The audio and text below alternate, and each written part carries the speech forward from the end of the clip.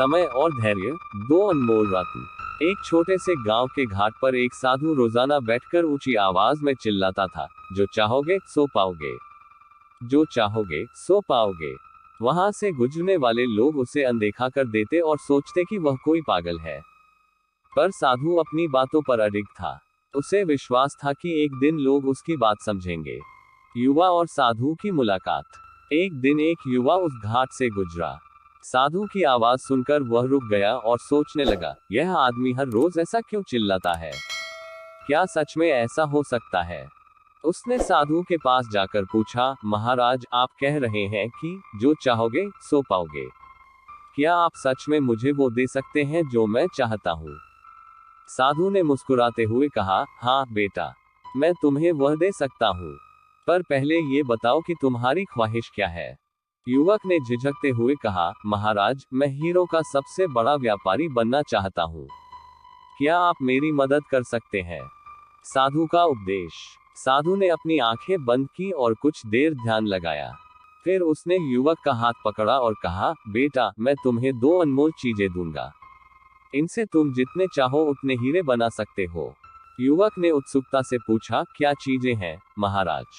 साधु ने युवक की हथेली पर हाथ रखते हुए कहा, ये लो, ये दुनिया का सबसे अनमोल हीरा है। इसे समय कहते हैं। इसे अपनी मुट्ठी में कसकर पकड़ लो।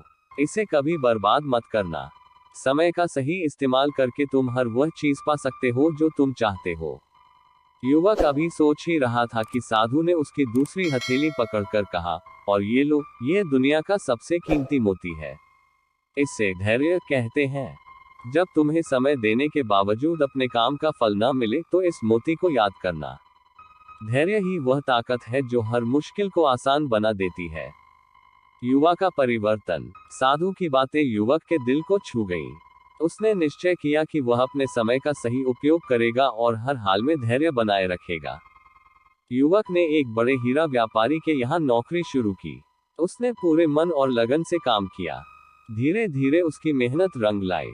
वह अपने ईमानदार प्रयास और धैर्य के बल पर खुद भी एक बड़ा हीरा व्यापारी बन गया। कहानी का संदेश।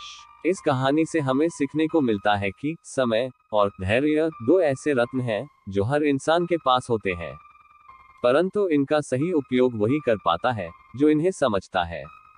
समय को बर्बाद किए बिना और धैर्य से काम लेते हुए हम अपने जीवन में कोई भी लक्ष्य प्राप्त कर सकते हैं।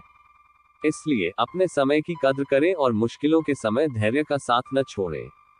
यही सफलता का असली मंत्र है। आपका क्या विचार है? क्या आप भी समय और धैर्य का सही उपयोग कर रहे हैं? हमें कमेंट करके जरूर बताएं।